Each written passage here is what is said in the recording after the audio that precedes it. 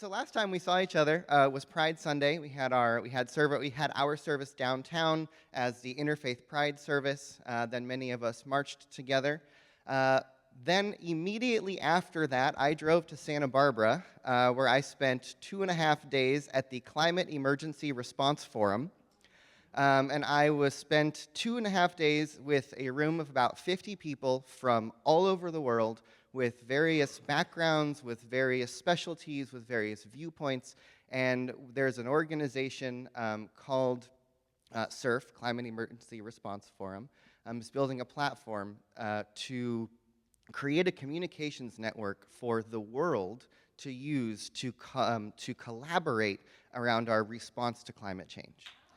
And it was a mind-blowing experience to be with such a diverse group of people, all bringing our various viewpoints to a particular issue and saying, how does each one of our lenses help us see this problem in a different way? And how can we generate new solutions from these overlap of ideas? It was a remarkable event. I'm now involved with this organization. We're going to be doing more climate emergency response forums around the world moving out from here. Then from that, we came back, or I spent some time with my family down in Southern California. Then I came back. We had a quick turnaround, finished some things around here, and then Jason and I got to go to Kauai for 10 days. And a great big thank you, I don't know if you remember, but back at our holiday party earlier at the end of last year, many of you bid on an auction item, which was the gift of the condo in Kauai for Jason and I to go on our vacation. So thank you very much for sending us off on our time of self-care and renewal. And that 10 days in Kauai did end in us getting engaged. So there's a wedding in our future, folks, so that's going to be a lot of fun. And I proposed to Jason. And so it's been a full month. A lot has happened. So let's begin. Exhale. Take a deep breath in and let it go. Let's take another deep breath in and let go. One more breath together. Breathe in and let go.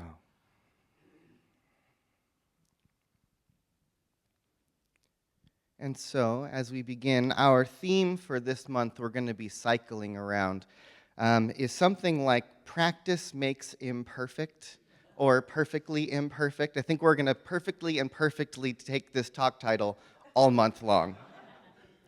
Because I think that's the point of it, right? This idea of practice makes imperfect or perfectly imperfect is, I'm a fierce believer in oneness. I'm a fierce believer in the power of love, in the power of truth, right? In the power of spiritual practice. I claim that that's who I am. I seek to live in that awareness every single day. And yet life is not a straight line, right? My path towards oneness looks a lot like this, right? And it's in the wandering along the path that we bump into the experiences that help us understand what it is that we're moving through, right? Because this experience of life is here to reflect back to us what's going on in our consciousness. You've heard me say before, the universe is a mirror. Your life is a metaphor for your life. Everything that's showing up in the world is a reflection of what's going on in our collective consciousness, and it's just a look in the mirror. If we want to change what's showing up, then we have to change what's happening inside of us. Right? So I got to be very relaxed, have all this beautiful time in Kauai, and then on our last day there, as we're packing up, we watched the reruns of the presidential debate. It was like, oh, goody, we're going home. And then the Supreme Court made a very interesting decision. I'm a fierce believer in oneness.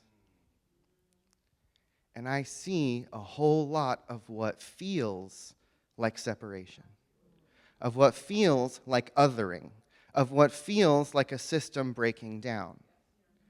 And yet what I know is that there's a crack in everything. And that's how the light gets in, right? And so I have to tell myself, I have to believe when I look out into the world and I see all the things that are unfolding around us and I see the cracks, I see the pain, I see the othering and the separation, I have to tell myself that something is breaking open, right? This is not breaking down, it's breaking open. That these cracks in our hearts, the pain that we are feeling, is the way that we actually open ourselves up to allow the more to shine into us, but also to shine out from us. It's those broken places in us where our greatest healing happens. And it's the broken places that appear to be in the world that are our opportunity to be the living examples of how healing happens. And that's to not get lost in what appears to be real, right? Our Buddhist friends give us this idea of Maya, that reality is an illusion. Suffering comes when we buy into the illusion. When we look at what is and we believe that it's happening to us, rather than when we look at is and realize that it is an invitation to us to look, to see, to believe, to perceive in a different way. Right? And so there's this interesting fact that the CIA learned in their MK Ultra experiments back in the day, right? That if you bombard someone with all sorts of false information for a period of time over and over and over and over and over again, regardless of what truth you put in front of them, the false information is what will be believed. Now, there's a powerful truth hidden in that. Because the truth is that we believe whatever we expose ourselves to the most, right? And so if we choose to see the world as it is and say, I'm going to use the power of prayer, I'm going to use the power of affirmation, I'm going to use the power of spiritual practice to overwhelm my mind with a greater truth about what's happening here. I'm going to convince myself of the oneness. I am going to repeat my affirmation. I'm going to speak my treatment over and over and over again. So that when I look into the world, when I look into the conditions, when the dis-ease shows up in my body or your body or the world or our community, that we are able to look at it and say, no, no, no. This is not a reality. This is a false truth. And I'm going to declare a higher truth. And what we know is that our consciousness, our choosing, our attention is what creates. So if we are being bombarded every day through the media, through the news, through social media, through our conversations with each other, with all of the stuff that's going on that we don't want to see, then we need to outweigh it with the power of our spiritual practice. Are you praying more than you're watching the news? And I'm not saying don't watch the news. I'm saying take in what's happening. That's your prayer list. Then outweigh it in your consciousness with higher divine truths, with a belief in oneness. Because if I buy into the othering that those others are trying to other at me, what have I done but created more othering? If I hate those who hate me, what have I done but created more hate? You know, there was a guy that sat on a hilltop a couple thousand years ago that said, love your neighbor, love your enemy, pray for those who hurt you. Right? Which is funny because many of certain factions of Christianity these days are going, I don't know who said that.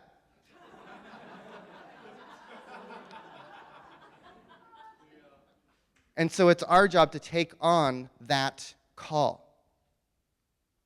Because the only way we are going to get out of this situation is through the power of love, is through the power of shifting our consciousness, is through the power of breaking down any sense of other that is, and living from a place that declares our belief in our oneness.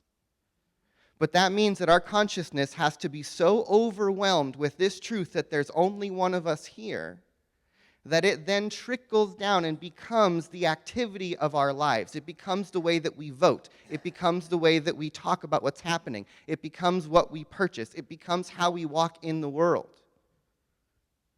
We can't say we believe in oneness and then vote for separation.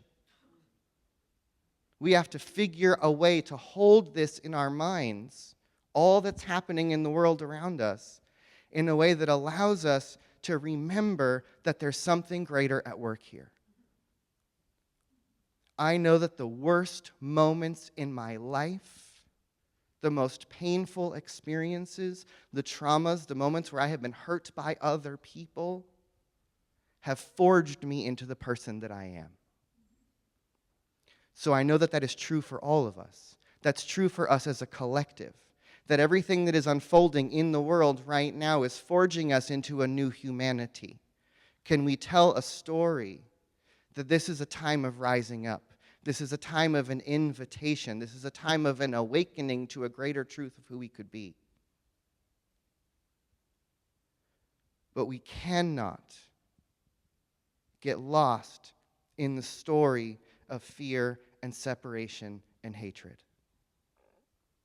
Because if we get wrapped up in that story, that will start to inform how we choose.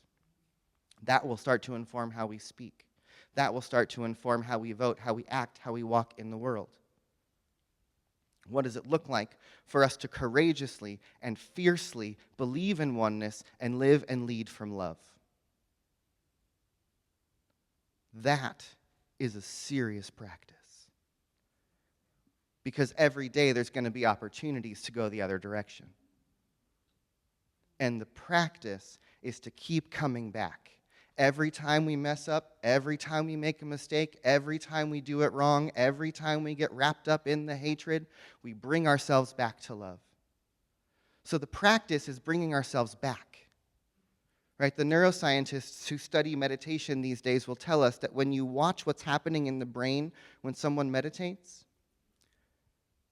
the new neuronal connections, the new neuroplasticity, the building of the new hardware of the brain that happens in meditation, it's not happening when you're sitting there blissfully in the one. It happens in those moments when you forget that you're meditating and you bring your attention back to your breath. New connection. I have a teacher who lived in a Buddhist monastery for 13 years, and he said one of their meditative practices was to count their breaths backwards from 100. Breathe in, 100, breathe out. Breathe in, 99, breathe out. Doing this quietly in your mind. If you lose track, you go back to 100.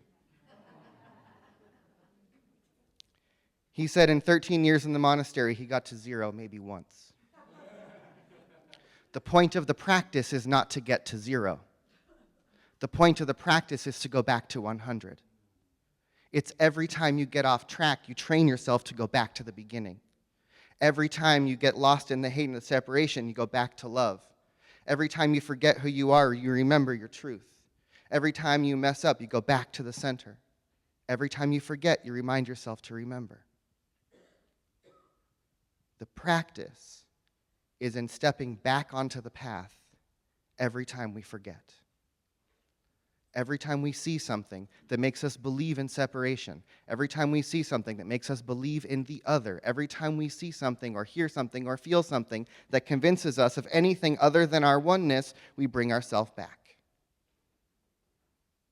Right? I have been practicing the practice of spiritual mind treatment, our 5-step affirmative prayer that we teach in Science of Mind, for 18 years. It's a practice of walking through the 5 steps of awareness that say, 1, God is all there is. 2, I am one with God. 3, I speak my truth, my prayer, into that awareness. 4, I am grateful. 5, I surrender it. I let it go. Walking through those 5 steps over and over and over again, I realize that in every meeting I have and every time I come together, every time we come into this space, we go back into that rhythm of prayer. Where does it start every time? God is all there is. I go back to that truth. What I've realized over 18, 20 years of doing spiritual mind treatment, training my mind to think in this way, it becomes easier and easier and easier to go back to start. Even when I see what's happening in the world, I can at least ask myself the question, how is this God? How is this for the good? How, what, why? I can ask the questions at least, and those bring me back. Because we cannot be the perpetuators of fear. We have to be the perpetuators of something else, of something more. We talk in this philosophy and in this community of having a vision of a world that works for everyone. We have to be as on purpose and on fire and about that vision as anyone we think we want to otherize that's othering us about how they believe in their vision. Could we be that rabid about it? What does rabid love look like? What does powerful, courageous oneness look like? It's going to require us to stand up. It's going to require us to speak some uncomfortable truths. It's going to require us to be in this perfectly imperfect dance of figuring it out. But we have to do it.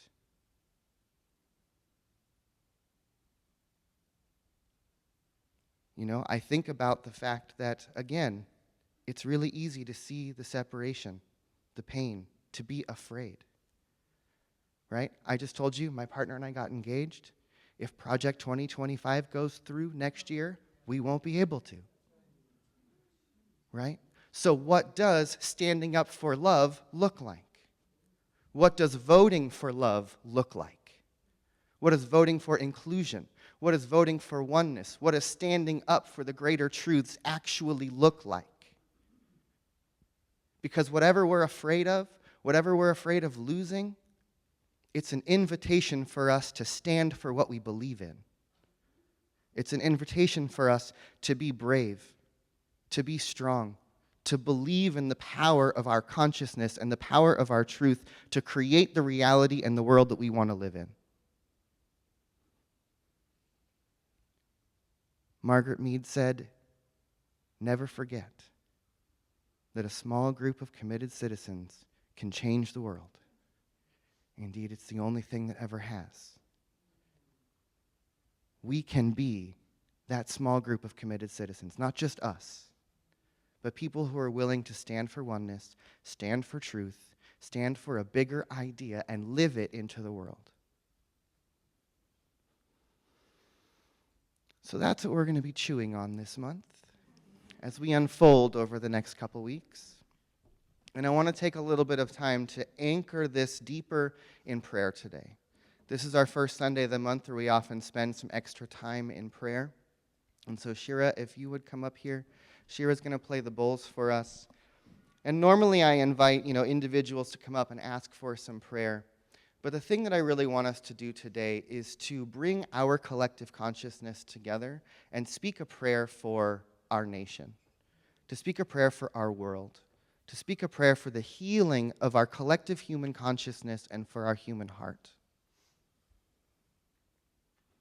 And so I want to ask any of the practitioners who are in the room or ministers, and that's not just the practitioners and ministers here. If you're a practitioner or a minister in any of the New Thought denominations, if you were trained by Reverend Deborah Johnson at Inner Light, if you're from Agape or Unity or Christian Science or however you got your training, if you call yourself a practitioner, I want to invite you to stand up. And if these folks would be willing to come to the outside of the room and just hold the rest of us as we step into this space.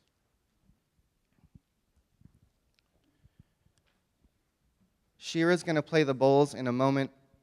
And what I want to invite from all of us is to use the power of our word, to use the power of our collective consciousness, to speak into the truth, to speak into the vision, to speak into the world that we want to live in. And that part of our job is to raise our consciousness to a higher state of awareness so that our minds, so that our choosing, so that the way that we see supports the creation and the emergence of a world that works for everyone. So take a deep breath in. And if you're sitting or if you're standing, wherever you are in the room, I invite you to speak your prayer out loud. to speak a mantra, to say a tone, to make a sound, whatever it is, to bring your voice, your consciousness, and we're going to bring our collective consciousness together and create a healing vibration. Because what I know is that there's only one of us here in the world, and that the consciousness that we hold in this place, we send out to the world. So take a deep breath in and let go. Take another deep breath in and let it go.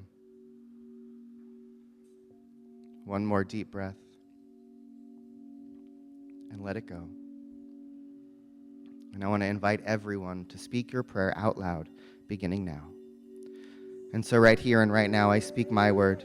First and foremost, remembering and reminding myself that there is only one power, that there is one presence, that there is one infinite being that is living and breathing throughout the entirety of the universe. And it is this one mind that is manifesting, that is creating in, through, and as all of existence, as every person, as every being, as every thought, as every experience, as everything that is unfolding in this world. I remember that all of it is God.